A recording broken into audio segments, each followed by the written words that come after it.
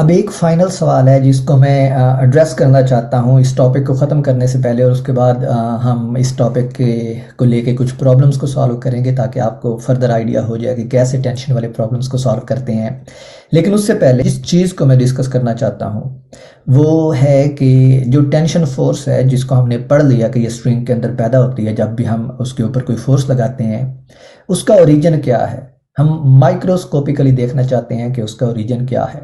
तो अब अगर आप एक स्ट्रिंग को कंसीडर करें, मैंने उसकी डायग्राम भी बनाई है, इसके ऊपर मैं बाद में आता हूँ, लेकिन अगर आप एक स्ट्रिंग को कंसीडर करें तो जब भी आप उसके ऊपर फोर्स लगाते हैं वो स्ट्रेच हो जाती है, जिसको हम कहते हैं कि उसके अंदर टेंशन पैदा हो गई है। अब स्ट्रिंग जो है वो आप यूं भी देख सकते हैं कि वो छोटे छोटे स्ट्रिंग के टुकड़ों से मिलके बनी है। इस तरह के अगर आप इस डायग्राम के ऊपर गौर करें, ये जो पहली वाली डायग्राम है, तो मैंने ये स्ट्रिंग के 3 टुकड़े दिखाए हैं जिनको मैंने i-1 और i+1 का नाम दिया है। तो स्ट्रिंग जो है ऐसे लाखों छोटे छोटे टुकड़ों से मिलकर बनी होती है। अब आप इस डायग्राम में गौर करें और फर्ज करें कि ये जो i+1 वाला टुकड़ा है इसके ऊपर आप कोई फोर्स अप्लाई करते हैं, टेंशन अप्लाई करते हैं, जिसको मैंने टी से रिप्रेजेंट किया है। तो ये क्या करेगा, न्यूटन थर्ड लॉ की रूल से ये टुकड़ा उतनी ही फोर्स आई के ऊपर अप्लाई करेगा, यानी ये जो i+1 है ये आई के ऊपर वही टी अप्लाई करेगा, और न्यूटन थर्ड लॉ की रूल से आई क्या करेगा, उतनी ही रिएक्शन फोर्स i+1 के ऊपर भी अप्लाई करेगा। अब चूंकि आई के अंदर टेंशन आ गई है जो राइट की तरफ है, i+1 की तरफ से, तो इसका मतलब है कि चूंकि i जो है वो i-1 से अटैच है, तो i जो है ये i-1 के ऊपर भी क्या करेगा, एक फोर्स अटैच करे लगाएगा टुवर्ड्स राइट। अब i-1 से जो आगे वाला पैच है i-2, वो अब i-1 के ऊपर फोर्स लगाएगा टुवर्ड्स लेफ्ट, जिसको मैंने अगेन इस t से रिप्रेजेंट किया है। और यूं ये जो फोर्स है ये इन स्मॉल टुकड़ों के जरिए ये पैच बाई पैच चलती हुई क्या होती है, स्ट्रिंग के एक सिरे से दूसरे सिरे तक पहुंच जाती है। इसके ऊपर अगर आप गौर करें तो जो टेंशन थी हर टुकड़े के अंदर वो किसके बराबर है, टी के बराबर है। इसका मतलब है कि आप स्ट्रिंग के अंदर कोई भी एक पॉइंट ले लें, वहां पे टेंशन देखें तो वहां पे टेंशन टी के बराबर होगी। ठीक है, तो इस तरह हमारे पास जो टेंशन है वो स्ट्रिंग के एक सिरे से दूसरे सिरे तक पहुंचती है, और किसी भी पॉइंट के ऊपर स्ट्रिंग के अंदर अगर आप वहां पे टेंशन मेजर करेंगे तो वो टी के बराबर होगी। टी के बराबर होगी, 2t के बराबर नहीं होगी। यहाँ पे फिर से गौर करें, अगर आप आई को कंसीडर करें, इस पैच आई को, तो आई को राइट से भी एक टेंशन लग रही है जो i+1 लगा रहा है उसके ऊपर, वो t है, और लेफ्ट से भी लग रही है जो i-1 लगा रहा है वो t है। लेकिन अभी जो मैंने आर्ग्यूमेंट दिया है वो आर्ग्यूमेंट ये साबित करता है कि जो i के अंदर जब हम टेंशन मेजर करेंगे तो वो किसके बराबर आएगी, t के बराबर आएगी, ना कि 2t के बराबर आएगी।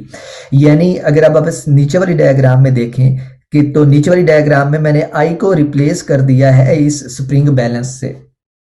तो अब जो स्प्रिंग बैलेंस फोर्स मेजर करेगा वो T होगी, 2T नहीं होगी, क्योंकि जो आर्गुमेंट मैंने दिया है वो हमें ये बताता है कि स्ट्रिंग के हर टुकड़े के अंदर जो टेंशन प्रोड्यूस होगी या जो टेंशन मौजूद होगी किसी भी लम्हे, वो किसके बराबर होगी, T के बराबर होगी, 2T के बराबर नहीं होगी। तो अब यहाँ पे सवाल ये उठता है कि फिर ये जो दोनों हमारे पास दोनों तरफ से फोर्सेस हमें लगती हुई नजर आ रही हैं, ये तो हमें यूं बता रही हैं जैसे जो टेंशन है जो यहाँ पे स्प्रिंग बैलेंस को मेजर करनी चाहिए वो 2t होनी चाहिए, ना कि t होनी चाहिए। तो उसकी रीजन ये है कि जो अजम्पशन यहाँ पे हमने ली है जिसको हमने बताया नहीं है, वो यहाँ पे ये है कि मैंने सिर्फ आपको स्ट्रिंग के 3 टुकड़े दिखाए हैं। तो और इन 3 टुकड़ों को दिखा के मैंने साबित ये किया है कि हर टुकड़े के अंदर जो टेंशन है वो t है। लेकिन अगर हम कोई फाइनाइट स्ट्रिंग कंसीडर करें, यानी जिसकी लंबाई जो है वो कुछ खास हो, जैसे 1 मीटर होती है, ठीक है, तो उसके ऊपर हम क्या करेंगे, अगर हम पहले टुकड़े के ऊपर कोई 1 मीटर लंबी स्ट्रिंग लें और उसकी जो राइट साइड है जो जिसको आप i+1 कह रहे हैं उधर से फोर्स लगाएं। अब अगर स्ट्रिंग दूसरी साइड से अटैच ही नहीं है, किसी चीज से बंधी हुई नहीं है, तो फिर क्या होगा, जैसे ही आप i+1 के ऊपर फोर्स लगाएंगे वो फोर्स जो हमने साबित भी किया है ऊपर जो हमने टॉपिक पढ़ा है, वो फोर्स क्या होगी, I-1 I-2 ट्रांसमिट होती होती दूसरे किनारे तक पहुंचेगी, और जब दूसरे किनारे तक पहुंचेगी जिसके आगे मजीद कोई टुकड़ा नहीं होगा, तो वो क्या होगा, वो सारी की सारी फोर्स इस स्ट्रिंग को टुवर्ड्स राइट खींच लेगी। तो इसका मतलब है कि जैसे ही आपने फोर्स अप्लाई की, स्ट्रिंग जो है वो मूव करने लगेगी टुवर्ड्स राइट। लेकिन अभी हमने अजम्पशन ये भी ली थी कि जब जो स्ट्रिंग की मैस है वो जीरो है, और अब अगर आप टेंशन T लगाते हैं, फोर्स T लगाते हैं स्ट्रिंग के ऊपर जिसका दूसरा किनारा किसी चीज से जुड़ा हुआ नहीं है, और उस स्ट्रिंग की मैस जीरो है, तो न्यूटन सेकंड लॉ जो है वो फौरन से हमें क्या बताएगा, जो होता है F इक्वल्स एम ए। तो यहां से हमारे पास ए क्या आएगा, F बाई एम, और F को हमने कहा ये T के बराबर है, तो T बाई एम। अब अगर M जीरो है, अगर M जीरो है, जो हमने अजम्पशन ली है कि स्ट्रिंग की मैस जो है वो जीरो है, स्ट्रिंग मैस लेस है, तो एक्सेलरेशन क्या होगा, इन्फिनिट। यानी जैसे ही आप स्ट्रिंग के ऊपर फोर्स लगाएंगे, जो स्ट्रिंग है वो इन्फिनिट एक्सेलरेशन से टुवर्ड्स राइट मूव करना शुरू कर देगी। लेकिन ऐसा नहीं होता, हम कभी भी नहीं देखते स्ट्रिंग को इन्फिनिट एक्सेलरेशन से मूव करते हुए, या फिर इन्फिनिट फिजिकली भी इन्फिनिट एक्सेलरेशन जो है वो प्रोड्यूस करना किसी ऑब्जेक्ट में मुमकिन नहीं है। तो इसका मतलब है कि जो हमने पहली अजम्पशन ली थी कि स्ट्रिंग के हर टुकड़े के अंदर जो टेंशन होगी T होगी वो सही है, और ये जो दूसरी तरफ से जो, और ये जो टेंशन T है ये इस कंडीशन के अंदर आ रही है कि हमारे पास स्ट्रिंग जो है वो लाजमी तौर पे दूसरी तरफ से बंधी हुई हो किसी चीज से। अगर वो ना बंधी होगी तो फिर क्या होगा, स्ट्रिंग जो है वो इन्फिनिट एक्सेलरेशन से मूव करेगी। लेकिन हम देखते हैं कि स्ट्रिंग इन्फिनिट एक्सेलरेशन से मूव नहीं करती। जब स्ट्रिंग मूव करती है, यानी जब फोर्स लगाते हैं यहाँ पर, ऑब्जेक्ट मूव करता है, तो उसके अंदर कुछ फाइनाइट एक्सेलरेशन प्रोड्यूस होता है जो हम कैलकुलेट कर लेते हैं। तो यहां से हमने नतीजा ये अखज किया कि अगर आपके पास कोई स्प्रिंग बैलेंस हो और उसके दोनों तरफ इक्वल और अपोजिट फोर्सेस लग रही हो, तो जो स्प्रिंग बैलेंस जो नेट फोर्स मेजर करेगा वो 2 टाइम्स अप्लाइड फोर्स नहीं होगा, बल्कि जस्ट अप्लाइड फोर्स के बराबर होगा। और ये जो दो फोर्सेस हैं जो दूसरी तरफ है वो सिंपली उसको क्या प्रोवाइड कर रही है, जो कंडीशन हमने यहाँ पे देखी है जिसमें हमने इन्फिनिट स्ट्रिंग कंसीडर की, या फिर ये कंसीडर किया कि स्ट्रिंग दूसरी तरफ से बंधी हुई है, तो फिर उस स्ट्रिंग के हर पॉइंट के ऊपर जो टेंशन होगी वो T होगी उसके अंदर। और इसलिए यहाँ पे जो स्प्रिंग बैलेंस है वो इस वाले सिनेरियो में यहाँ पे टेंशन T मेजर करेगा, ना कि 2T मेजर करेगा। ये बहुत इंपॉर्टेंट पॉइंट है, इंपॉर्टेंट क्वेश्चन है जो अक्सर पूछा जाता है। सो आई विल से कि अगर आपको इसकी समझ नहीं आई तो दोबारा से जहाँ से ये मैंने आर्गूमेंट देना स्टार्ट किया था इसको दोबारा से आहिस्ता आहिस्ता सुने, और जहाँ पे समझना है वीडियो को रोकें,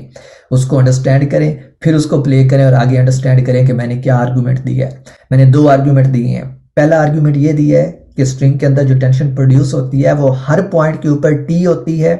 और ये उस सूरत में होती है जब स्ट्रिंग स्ट्रेच्ड हो। स्ट्रेच्ड होने का मतलब है कि एक तरफ से अगर आप फोर्स अप्लाई कर रहे हैं तो दूसरी तरफ से स्ट्रिंग जो है वो बंधी हुई है किसी चीज से। यानी अगर आप I+1 के ऊपर फोर्स लगा रहे हैं इस ऊपर वाली डायग्राम में, तो I-1 दूसरी तरफ से बंधा होगा, तो फिर I+1 के अंदर भी टेंशन T होगी, I के अंदर भी टेंशन T होगी, और जो पैच I-1 है उसके अंदर भी टेंशन T होगी। अगर ऐसा ना हो, अगर I-1 बंधा ना हो, तो फिर स्ट्रिंग जो है वो इन्फिनिट एक्सेलरेशन से मूव करेगी। लेकिन इन्फिनिट एक्सेलरेशन अटेन करना फिजिकल नहीं है, मुमकिन नहीं है। इसका मतलब है कि हमारा ये जो सेकंड वाला आर्गूमेंट है इन्फिनिट एक्सेलरेशन वाला, ये गलत है।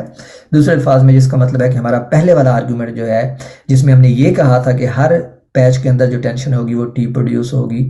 वो सही है। और उसी आर्गूमेंट को आप अब ये नीचे वाली डायग्राम के ऊपर लागू करें कि पैच I को हटा के या स्ट्रिंग को काट के वहां पे स्प्रिंग बैलेंस लगा दे, तो स्प्रिंग बैलेंस वही टेंशन रीड करेगा जो पैच I में थी, और हमने साबित किया कि पैच I के अंदर जो टेंशन थी वो T थी, और इसलिए स्प्रिंग बैलेंस 2T नहीं बल्कि सिर्फ T टेंशन रीड करेगा।